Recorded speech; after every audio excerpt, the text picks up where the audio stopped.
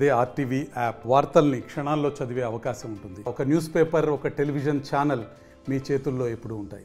నియోజకవర్గంలో యథేచ్ఛగా బరి తెగించి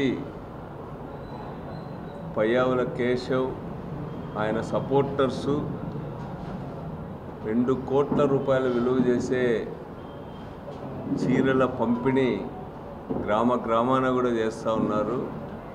దాదాపు 2000 రూపాయల విలువ చేసే ఒక్కొక్క చీర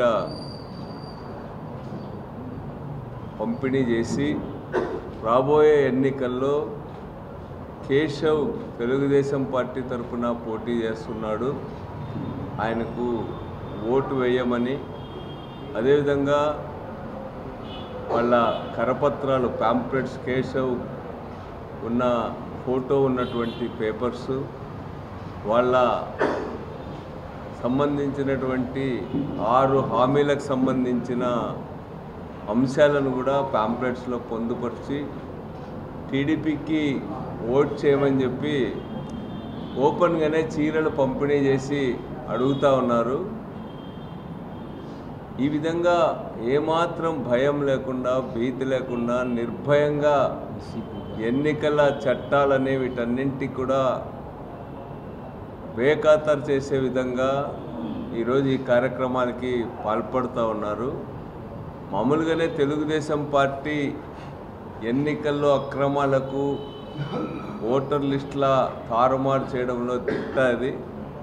రోకొండ నియోజకవర్గంలో కూడా ముందు నుంచి కూడా కేశవ్ అక్రమంగా ఓటర్స్ని చేర్పించుకోవడం, దొంగ ఓట్లతో గెలుపొందడం ఆనవాయితీగా వస్తూ ఉంది. ఈసారి కూడా దొంగ ఓట్లను కాపాడుకోవడానికి విఫల ప్రయత్నం చేస్తూ ఉన్నాడు. అధికారులని బ్లాక్మెయిల్ చేస్తూ ఉన్నాడు. ఎన్నికల కమిషన్కి తప్పుడు సమాచారం అందించి తన దొంగ ఓట్లను కాపాడుకునేటువంటి ప్రయత్నాన్ని కంటిన్యూ చేస్తున్నాడు. ఈ విషయాల్ని ఇంతకుముందు కూడా మేము ఎన్నికల కమిషన్ కంప్లైంట్ చేసాము, అదేవిధంగా వివిధ స్థాయిల్లో కంప్లైంట్స్ కూడా చేసాం. కానీ ఈరోజు మరొకసారి చీరల పంపిణీ, ఇంకా ఎన్నికల నోటిఫికేషన్స్ రాలా, షెడ్యూల్స్ రాలా, ఇంత ముందుగా 2 కోట్ల రూపాయలు విలువ చేసే చీరల్ని ఒక నియోజకవర్గంలో పంపిణీ చేస్తూ ఉందంటే తెలుగుదేశం పార్టీ రాబోయే కాలంలో ఎలాంటి అక్రమాలకు, అవినీతికి ఎన్నికల్లో యథేచ్ఛగా పాల్గొనబోతోందో స్పష్టమవుతోంది. అదేవిధంగా కేశవ్ రాబోయే కాలంలో ఎన్ని కోట్ల రూపాయలు ఖర్చు పెట్టబోతున్నాడో ఈ సందర్భంగా అర్థమవుతోంది. పిఎస్సి చైర్మన్గా వివిధ హోదాల్లో అక్రమంగా సంపాదించిన డబ్బునంతా కూడా ఈరోజు పంపిణీ చేయడానికి సిద్ధపడుతూ ఉన్నారు. అదేవిధంగా ప్రజలందరూ కూడా ఈరోజు ముఖ్యంగా మహిళలంతా కూడా వైఎస్ఆర్ కాంగ్రెస్ పార్టీ వైపు ఉన్నారు. మహిళలంతా కూడా జగన్ గారి ప్రభుత్వానికి పెద్ద ఎత్తున మద్దతు వ్యక్తం చేస్తూ ఉన్నారు.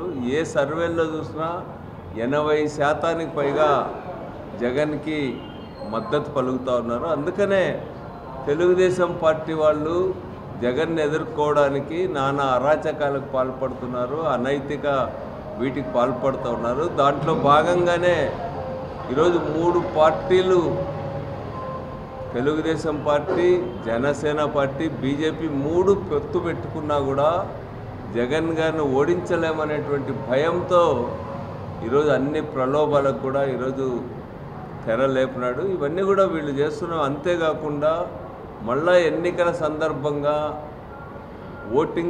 పోలింగ్ తేదీకి ముందు కూడా మళ్ళీ పంపిణీ చేస్తామని కూడా ఓపెన్గా ఓటర్స్ చెప్తా ఉన్నాడు. ఈరోజు వాటిని కొన్ని చోట్ల వ్యతిరేకించినప్పుడు, పోలీసులు చెబుతామన్నప్పుడు కింద పడేసిపోతూ ఉన్నారు. వాటిని కూడా ఫోటోలు తీసి కూడా ఈరోజు మేము ఎన్నికల కమిషన్కి అందజేస్తూ ఉన్నాము. కేశవ్ పైన, కేశవ్ సపోర్టర్స్ పైన, వీళ్ళందరిపైన కూడా తగు విధమైనటువంటి చర్యలు తీసుకోవాలని చెప్పి సెంట్రల్ ఎన్నికల కమిషన్ని మేము మా పార్టీ తరఫున కోరుతూ ఉన్నాం. అందుకనే కేశవ్ పైన, వీళ్ళపైన చట్టపరమైన చర్యలు తీసుకోవాలని చెప్పి, అదేవిధంగా యథేచ్ఛగా ఇట్లాంటివి జరుగుతూ ఉన్నప్పుడు పోలీసు కూడా వీటిని అరికట్టేటువంటి ప్రయత్నం చేయాలనేటువంటిది కూడా ఈ సందర్భంగా మేము విజ్ఞప్తి చేస్తూ ఉన్నాం. ఇట్లాంటివి ఎన్ని చేసినా కూడా ఈరోజు వాళ్ళు గెలిచే పరిస్థితి లేదు. మొన్ననే శంకారావం సభలో లోకేష్ హాజరైనటువంటి సభలో కేశవ్ ఉపన్యాసం ఇస్తూ 2-3 రోజుల్లో మీకంతా కూడా సరంజామా అంతా అందుతుంది, మీకంతా కూడా మేము పంపేటువంటి వాటిని వెంటనే ఎక్కడ దించుతామనేటువంటిది పట్టించుకోవద్దండి. ఎక్కడ దించినా కూడా పార్టీ కార్యకర్తలందరూ కూడా వాటన్నింటినీ ఇమ్మీడియట్గా పంపిణీ చేయాలనేటువంటిది కూడా ఆయన ఉపన్యాసంలో చెప్పినాడు.